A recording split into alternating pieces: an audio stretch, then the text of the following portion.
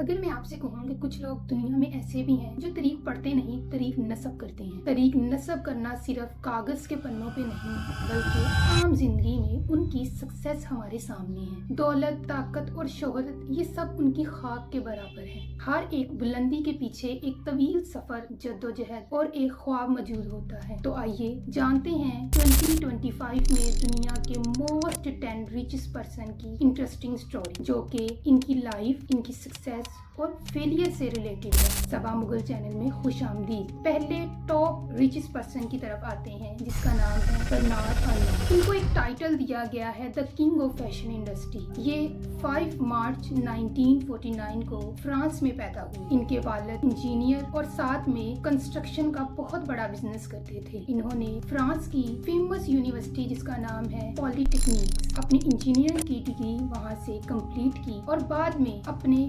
Career کو اپنے والد کے بزنس سے سٹارٹ کیا جو کہ کنسٹرکشن کا بزنس تھا۔ پھر انہوں نے آہستہ آہستہ فیشن انڈسٹری میں اپنا قدم رکھا۔ وقت گزرنے کے ساتھ ساتھ انہوں نے بہت بڑے بڑے برانڈ خریدے جن میں لوئی ویٹن، ڈیور، سفورا، فیڈی اور جینشوی تھی۔ پھر انہوں نے ایک کمپنی بنائی جس کا نام لوئس ویٹن موئٹ ہینسی رکھا، LVHM۔ LVHM دنیا کی سب سے بڑی لگژری کمپنی بن گئی۔ ان کی نیٹ ورتھ آج کے دور میں $230 بلین ہے۔ یہ top first richest person in the world کہلائی گئی ہیں۔ اگر ایک بندے کو اتنی سکسیس مل رہی ہے تو کیا اس کو بہت سے چیلنجز کا فیوچر میں سامنا کرنا پڑ سکتا ہے؟ امریکہ میں، چائنا اور امریکہ میں اس کے خریدار سب سے زیادہ ہیں۔ چائنا میں 20 سے 25% اور امریکہ میں 30 سے 35%۔ لیکن پچھلے 2 سالوں میں نوٹ کیا گیا ہے ان کی خریداری میں کمی آئی ہے۔ جینسی جنہیں نیو جنریشن کہا جاتا ہے وہ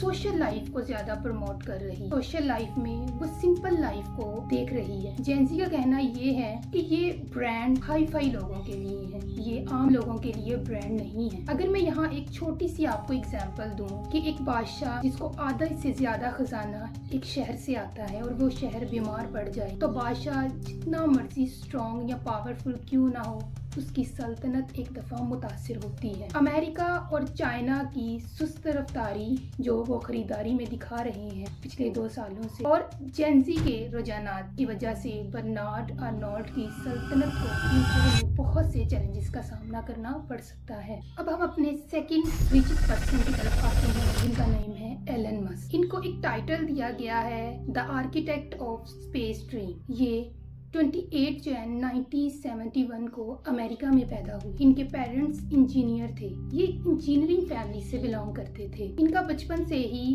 سارا انٹرسٹ کمپیوٹر پروگرامنگ اور ڈیجیٹل دنیا میں تھا۔ انہوں نے پے پال بنا کر دنیا میں اپنی ایک آئیڈینٹی قائم کی اور پھر ٹیسلا کے ذریعے فرینڈلی انوائرمنٹ گاڑیاں بنائیں اور اسپیس ایکس کے تھرو خلا میں راکٹ لانچ کی۔ اب ان کے پاس فیوچر کے منصوبے ہیں نیورا لنک جیسے۔ وہ نیورا لنک کے تھرو مریخ میں فرینڈلی انوائرمنٹ یعنی ہیومن انوائرمنٹ قائم کرنا چاہ رہے ہیں اور AI روبوٹس کو اپنی لائف عام میں استعمال کرنا چاہ رہے ہیں۔ ان کی نیٹ ورتھ اپروکسیمیٹلی $210 بلین ہے، لیکن ان کو فیوچر میں بہت سے چیلنجز کا سامنا کرنا پڑ سکتا ہے جس میں AI کی کمپلیکسٹی، خلائی پلانس جن میں خلائی راکٹ پلان فیلئرز بھی آ سکتے ہیں، قانونی مسائل کا سامنا بھی کرنا پڑ سکتا ہے جو کہ ان کے پلانس کو فیوچر میں افیکٹ کر سکتا ہے۔ اب ہم اپنے تھرڈ ریچسٹ پرسن کی طرف آتے ہیں جس کا نیم ہے جیف بیزوس۔ ان کو ایک ٹائٹل دیا گیا ہے فرام گراج ٹو گلیکسی۔ یہ 12 جنوری 1964 کو امریکہ میں پیدا ہوئے۔ انہوں نے امیزون کو اپنے چھوٹے سے گراج سے سٹارٹ کیا۔ سٹارٹنگ کے ڈیز میں یہ ایک عام سے شخص تھے، پھر انہوں نے آن لائن شاپنگ کے نظام کو ایسا تبدیل کیا کہ امیزون ای کامرس کی ٹاپ فرسٹ کمپنی بن گئی۔ لیکن اب یہ فیوچر میں بلو اورنج کے تھرو خلائی ٹورزم قائم کرنا چاہ رہے ہیں۔ ان کی نیٹ ورتھ اپروکسیمیٹلی $19 بلین ہے۔ Jeff Bezos CEO of Amazon, former founder اور چیئرمین ہیں۔ انہوں نے بہت سی ترقی قائم کی۔ انہوں نے اپنی صلاحیتوں کے بلبوتے پہ بہت سی سکسیس حاصل کی، لیکن جہاں یہ پلیٹ فارم چل رہے ہیں Amazon جیسا، وہاں دوسرے بھی اس کے مقابلے میں کھڑے ہیں، جن میں eBay، Shopify، Alibaba Express اور Walmart جیسے فیمس اور مشہور آن لائن شاپنگ کرنے والے پلیٹ فارم ہیں۔ میدان میں مقابلہ بہت سخت ہے، لیکن سب سے زیادہ آج کے دور میں تنقید کا سامنا Amazon کو کرنا پڑ رہا ہے لیبل پالیسیز پر۔ اگر جیف بیزوس نے لیبل پالیسی پر دھیان نہ دیا، فیوچر میں انہیں بہت سے چیلنجز کا سامنا کرنا پڑ سکتا ہے۔ ہم اپنے فورتھ ریچسٹ پرسن کی طرف آتے ہیں، جن کا نام ہے لیری ایلیسن، جن کو ایک ٹائٹل دیا گیا ہے دا کنگ آف ڈیٹا۔ یہ 17 اگست 1944 کو امریکہ میں پیدا ہوئے۔ ان کا بچپن بہت ڈیفیکلٹی سے بھرا پڑا تھا۔ ان کی پرورش ان کی ایک آنٹی نے کی۔ یہی وہ انوائرمنٹ تھا جس نے ان کے منصوبوں کو اسٹرانگ بنائے۔ انہوں نے اوریکل بنائی، جو کہ دنیا کے فیمس بزنس مین کو ڈیٹا بیس سافٹ ویئر مہیا کرتی ہے۔ ان کی نیٹ ورتھ $150 ملین ہے، لیکن ان کے فیوچر کے پلان AI، ڈیٹا بیس اور میڈیکل ٹیکنالوجیز جیسے شعبوں میں اپنا قدم رکھنا ہے۔ لیکن گوگل اور AWS جیسی فاسٹ ریسرچ کمپنیاں جو کہ مقابلے میں بہت سخت ہیں، اگر لیری ایلیسن نے ان ٹیکنالوجیز کے دور میں اپنے آپ کو نہ ڈھالا جو اس نے منصوبے بنائے ہیں، ان کو بہت سے چیلنجز کا سامنا کرنا پڑ سکتا ہے۔ اب ہم اپنے ففتھ ریچسٹ پرسن کی طرف آتے ہیں، جن کا نام ہے مارک زکربرگ۔ ان کو ایک ٹائٹل دیا گیا ہے the young king of digital. یہ 14 مئی 1984 کو امریکہ میں پیدا ہوئے اور یہ ایک سمپل سی فیملی سے بلانگ کرتے تھے، جنہیں ایوریج کلاس فیملی کہا جاتا ہے۔ انہوں نے ایک بہت امریکہ کی مشہور یونیورسٹی ہارورڈ سے انجینئرنگ کمپلیٹ کی اور انہوں نے فیس بک بنایا۔ فیس بک کے ساتھ ساتھ دوسرے بھی سوشل ایپ جن میں واٹس ایپ اور انسٹاگرام بھی شامل ہیں۔ پھر انہوں نے سوشل میڈیا کا ایک امپائر کھڑا کی اور ایک کمپنی بنائی جس کا نام میٹا رکھا۔ اب یہ میٹا ورس کے ذریعے فیوچر میں نیو انوینشن کرنا چاہ رہے ہیں۔ ان کی نیٹ ورتھ اپروکسیمیٹلی $140 ملین ہے۔ جیسا کہ آپ جانتے ہیں، سوشل میڈیا پہ کسی بھی پرسن کی کوئی پرائیویسی نہیں ہے۔ ہیکرز غیر اخلاقی طور پر کمپنیوں میں گھس کر ڈیٹا ہیک کر رہے ہیں، اور جین زی جو کہ بہت فاسٹ ہے، وہ فاسٹ ویڈیو گیمز اور سوشل ایپ کی طرف بڑھ رہی ہے۔ اس کی وجہ سے مارک زکربرگ کو چیلنجز کا سامنا کرنا پڑ سکتا ہے۔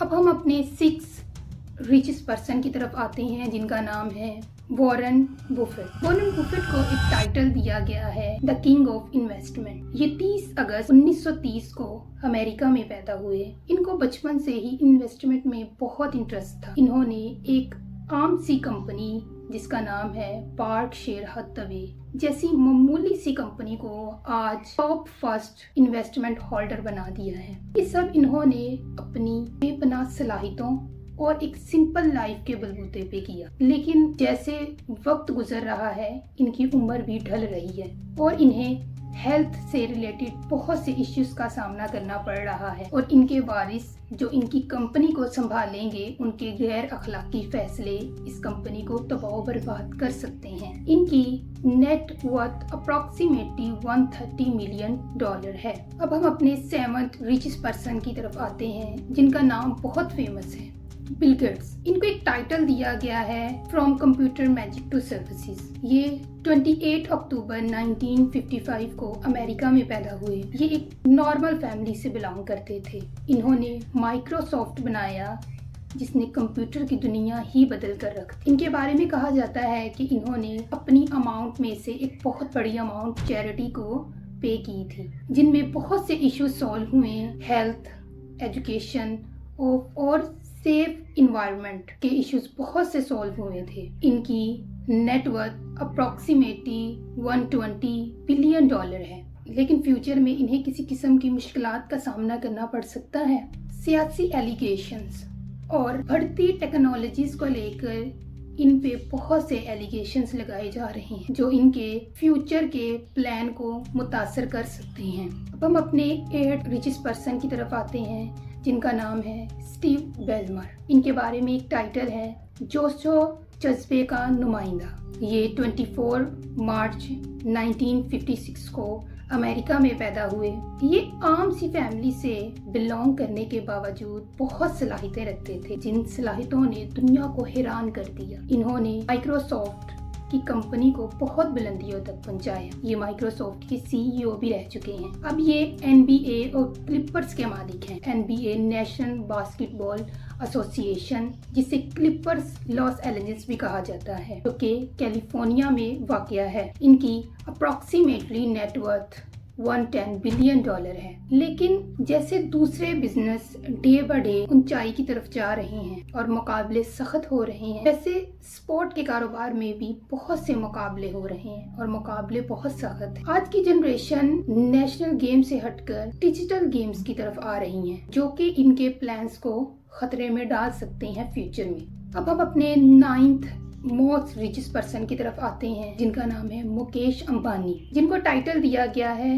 Business man of Asia king. یہ 19 اپریل 1957 کو یمن میں پیدا ہوئے اور پھر بعد میں انڈیا آ گئے۔ انہوں نے اپنے والد کے بزنس کو سنبھالا، تھیڑا بھائی کے بزنس کو، جو کہ ایک ریلائنس کا کاروبار تھا۔ انہوں نے صرف ریلائنس کے بزنس کو تیل میں بدلا، بلکہ ٹیلی کام، ریٹیلز اور ڈیجیٹل میں تبدیلیاں کی۔ ان کی نیٹ ورتھ اپروکسیمیٹلی $105 ملین ہے۔ انہوں نے انڈیا میں وائی فائی مہیا کیا، جو کہ انڈیا کے لیے بہت بڑا انقلاب تھا۔ لیکن وقت کے ساتھ ساتھ سیاست میں بدلاؤ اور عالمی مارکیٹ میں ہونے والے مقابلے ان کے فیوچر کے پلانز کو ہلا سکتے ہیں۔ اب ہم اپنے لاسٹ ریچسٹ پرسن کی طرف آتے ہیں، سرگی برن، جن کو ایک ٹائٹل دیا گیا ہے the intelligent of Google mind. یہ 21 اگست 1973 کو روس میں پیدا ہوئے اور امریکہ آ گئے۔ یہ ایک بہت بڑے سائنٹسٹ تھے، جنہوں نے لیری پیج کے ساتھ مل کر گوگل کی بنیاد رکھی، جو کہ آج کی دنیا میں سب سے بڑا سرچ انجن مانا جاتا ہے، اگر کہا جائے تو بلکہ ہے بھی۔ ان کی نیٹ ورتھ اپروکسیمیٹلی $100 ملین ہے۔ اب ان کے فیوچر کے پلان AI اور ہیلتھ ٹیکنالوجیز کے شعبوں میں اپنا قدم رکھنا ہے۔ اتنے بڑے سائنٹسٹ کو بھی مشکلات کا سامنا کرنا پڑ سکتا ہے، تو آئیے ہم جانتے ہیں AI کی ریگولیشنز اور گوگل پر بڑھتا دباؤ کی وجہ سے انہیں بہت سی مشکلات کا سامنا کرنا پڑ سکتا ہے۔ یہ کہانی ہمیں بتاتی ہے کہ ہر عظیم سکسیس کے ساتھ ساتھ چیلنج اور فیلئر بھی موجود ہے۔ جہاں بڑے بڑے منصوبے ہیں، کامیابیاں ہیں، وہاں وینش یعنی زوال بھی آ سکتا ہے۔